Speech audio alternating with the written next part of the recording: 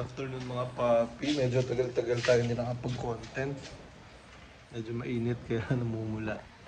So yun, yung S14 natin nasira yung bushing. I mean yung suspension arm bushing. Kasi ano to eh, basta may tumutunog. Pag i-video ko hindi rin siya maririnig. Pero pag nasa loob ka marinig mo, pero sa cellphone hindi maririnig. So yun, babaklas ako ngayon. Yung content natin.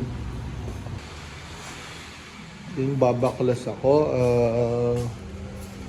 And then pinag-isipan ko, dahil nakabaklas na rin yung arm, yung suspension arm mismo yung pinaka-bushing na sira eh. Parang plano ko extend na lang para mas makamber yung harap. Tapos yung pagtingnan dito, mas labas talaga yung gulong. Ewan ko, basta parang yun yung dati ko pang gusto. So malaman yun pag binaklas ka na. Ayun, mahirap na naman mag-jack. Yung air up kasi nito, dalawang daliri lang eh. So isasampa ko pa rin sa kahoy para naka-static pa rin ako. Actually nga, yung air up nito, mas mababa pa sa static ko na kotse. Kaya, ayun. Pero okay lang. Nakakatamad sana eh. Naalata ko siya na kasi ubos na yung loob. Nagulong. Sa labas makapal pa, kaya doon ako nagduda na sira yung bush. Ngayon, dyan ako ng isang araw, sira nga. Mas may tumutunog kahit anong higpit ko ng mga components, may higpit na lahat. Pero pag lumiko kami tumutunog, yun na pala gumagalaw yung arm. So yun, dahil wala ako masyado pasok, kasi pinamamasok ko na ito eh. Gagawin natin yung S14. So yun, di ko na mga video pag backlash, gawa ka ng sobrang tagal nun, sa jack pa lang. So yun, dudugtong ko na lang dito pag nabaklas ko na siguro. Ito yung sinasabi ko guys oh. Yan, narinig nyo. Ayan oh.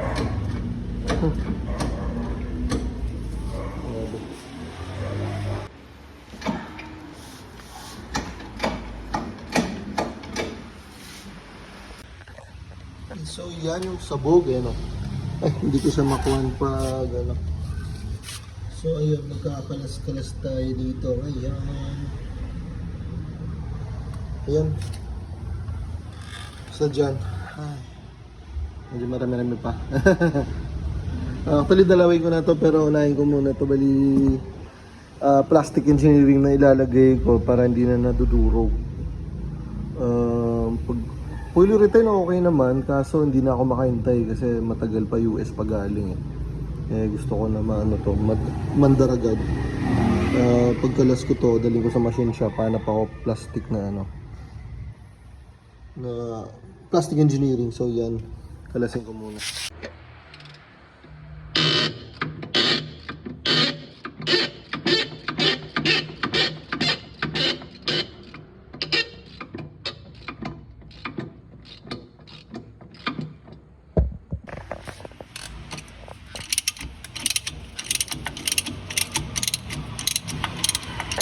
Pakataas ko, pwede taas ako yung over oh.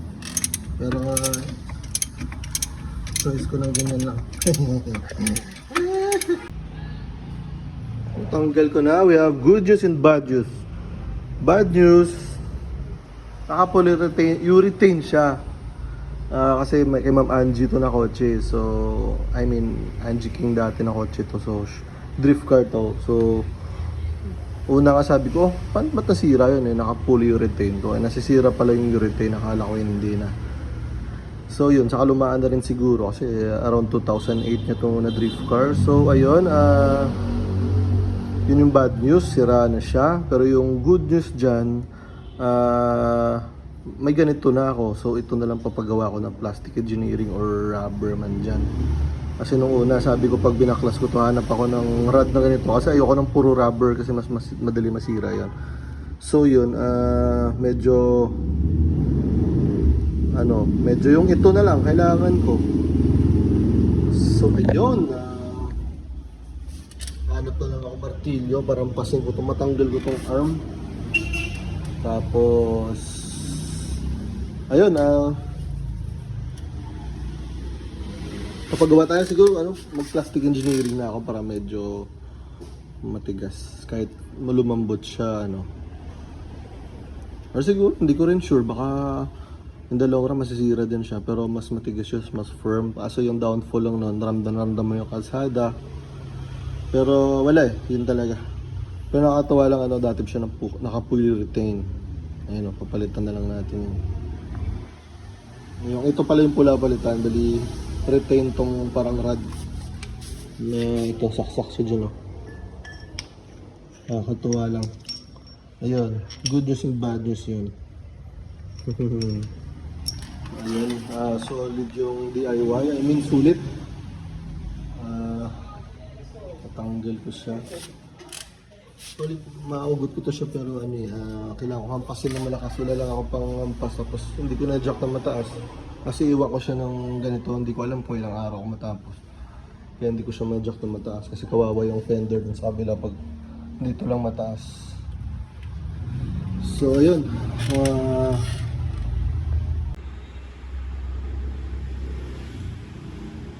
what? How do you assemble? Because Silvia is a sports car like McQueen. It has only 2 doors. Like the EK, also no doors at the back. You see that? There's no doors. We forgot. This is our car since you were a baby. It's so baho there. Close it. Yes. Small. I will clean it. Don't come near the EK because it's so baho. Kaya din ako nagduda na may sira na bushing dahil ganyan. Kasi birang-bira ako nagkakaganyan kahit sa EK, parang hindi ako nagkakaganyan. Ito ilang buwan pa nang ginagamit ganyan na agad. Yung toe in toe out kasi pag okay, hindi hindi yung camber hindi naman malakas sa gulong, toe in toe out talaga. Ito okay naman toe in toe out, pero malakas sa gulong kaya may problema talaga. Kaya yun yung problema, sira yung bushing. Pag umaandar, umiba yung toe in toe out. So ayan, i-rotate ko din muna. Tsaka nakabili. Ito na anak ko pala. Say hi to the vlog. What is the toppings? I'll ask your mom. Okay.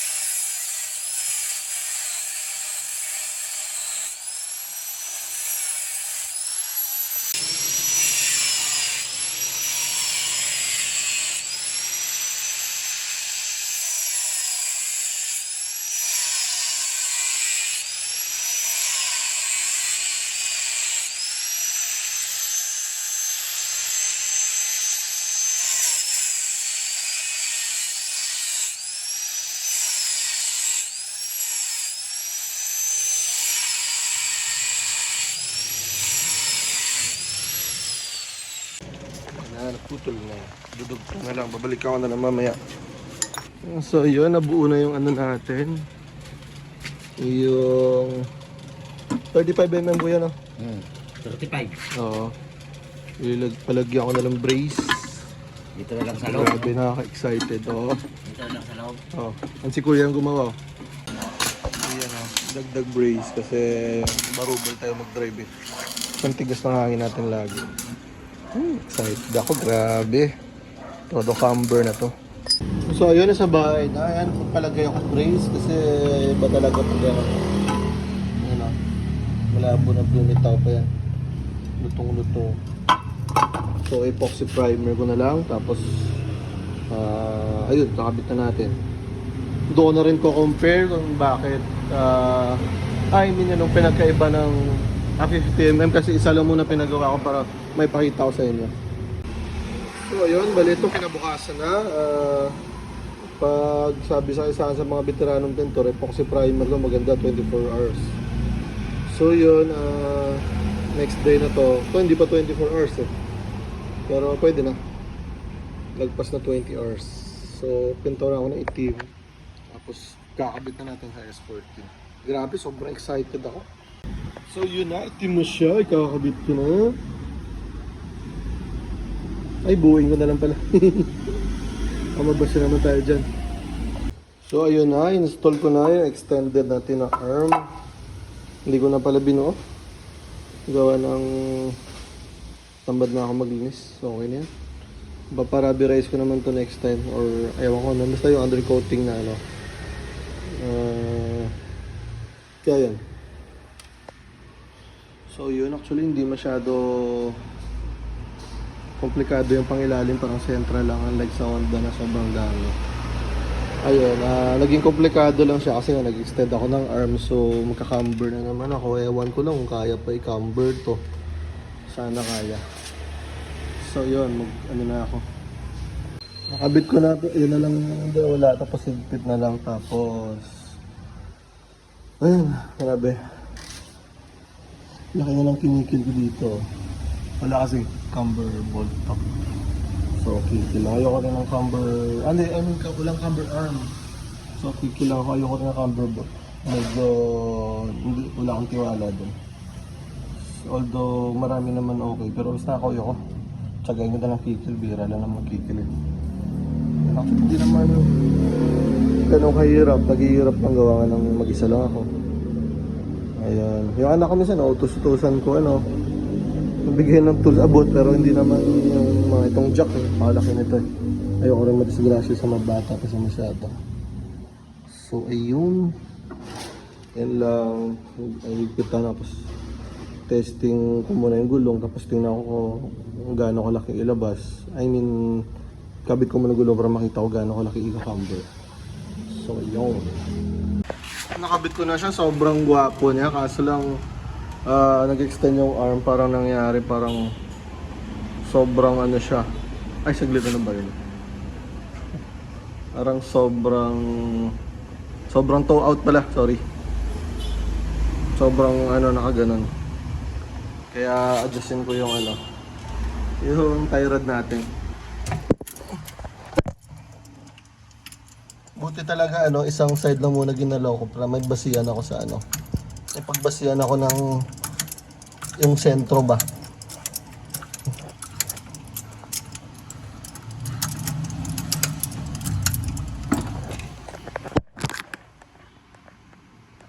Okay na siya mga papi. Ayan, ganyan yung tsura ng hindi extended, di ba? Piki na rin siya pero kulang sa labas. Parang mas labas yung likod or pantay. Gusto ko kasi mas labas yung harap. Ayan pansin nyo, medyo ay dito ka mo tumingin sa gitna ng thread Grabe, nakakatuwa.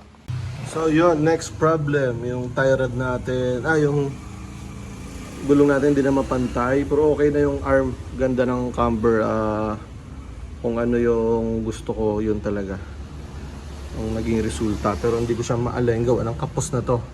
Kung tatanggalin ko to, maghanap ako ng inner tie rod or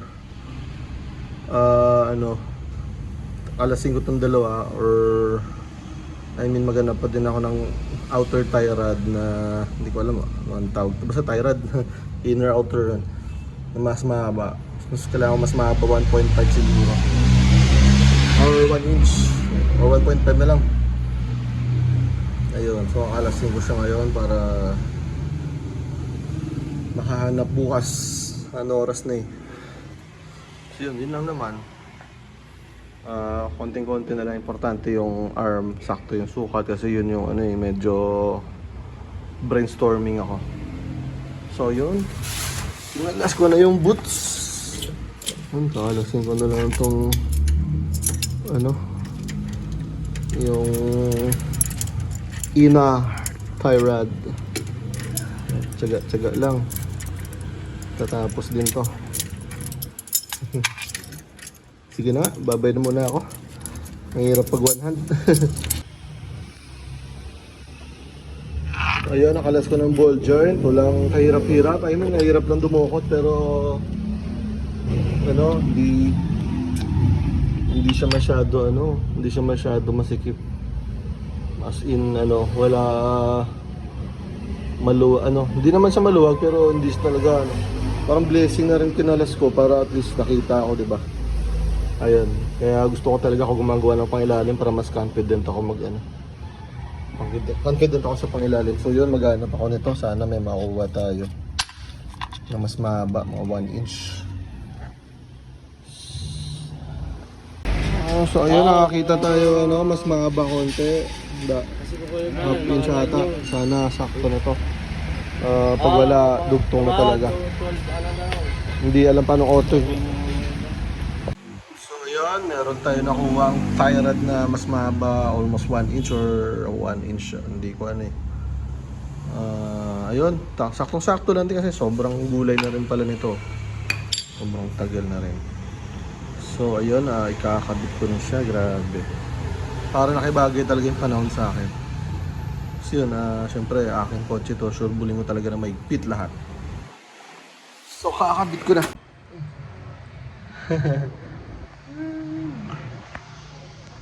Wanna work with Papa? Kakabit kami ni Ral ng ball joint. Tapos, where are you going? Kakabit ako ng ball joint. Dito doon yung bato. Stand up, dirty. Just wait for Papa upstairs.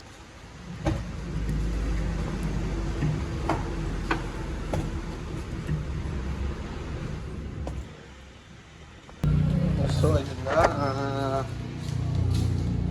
Pwede na siya igulong kahit hindi pa napalitan. I mean, tuwid na sila pareho. Ayun. Kaya sila nakagano'n. Kapo kasi nakaganito. Tapos yung right, todo liko.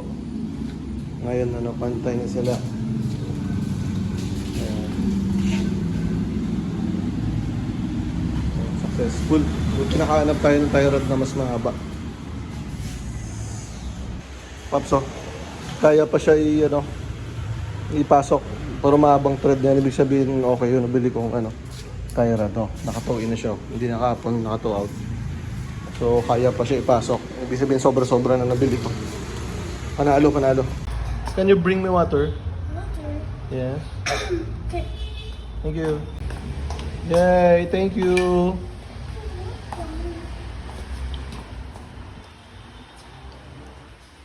We're almost done. Oh, we're almost done. So yun, natapos ko lang ditong side. Ayan pansin nyo halos yung side skirt sa gitna na ng gulong. Ayan.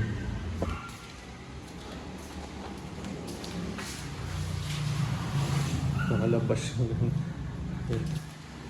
Sa kabila hindi ko pa nagalaw yun, sa isa ko lang. Diba, parang toto yung dito.